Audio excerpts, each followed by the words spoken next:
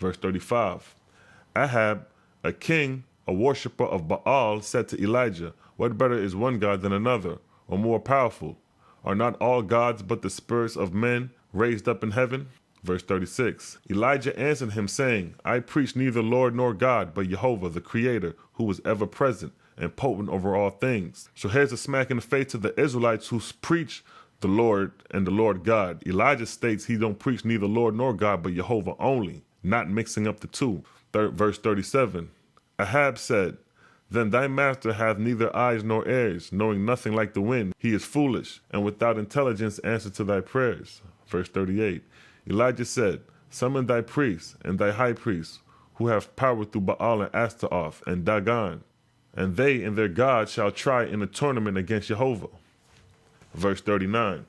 Ahab caused the tournament to take place, and when the priests and high priests of Baal had spread the sacrifice, they repeated their invocations for a miracle to prove the power of Baal and the other gods. But lo and behold, Jerub, the Etherian angel with 10,000 spirits to assist him, prevented any sign or miracle being accomplished by the familiar spirits of Baal and Ashtaroth. So here is showing you the work in the unseen realm going on while these false prophets and priests are trying to conjure up their false god. Verse 40. And now Elijah stretched forth his hands unto Jehovah, saying, "If it be thy will, O Father, give these people a sign of thy power." Verse 41. And Jerob and his Etherian host of angels caused a flame of fire to descend on the altar and consume the sacrifice. The people feared, and many fell down, exclaiming, "Jehovah is mighty, Jehovah is mighty."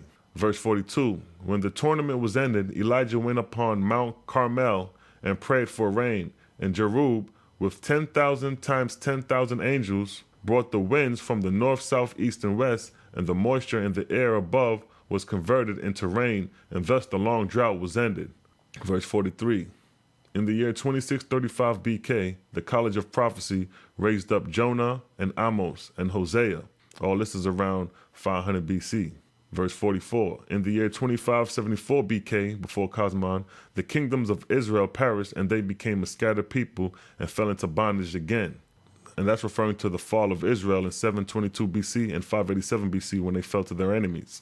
So here's the rise and fall of the nation of Israel, which was a period of 400 years of upholding a peace policy after leaving Egypt from 1550 BC around that time, 400 years after to 1100 BC, and another 400 years they practiced the ways of the heathen, which was during the reign of the kings, those who followed the kings and those who followed the prophets of the Father. And with that, I'd like to say peace and blessings and catch you on the next documentary. Shalom.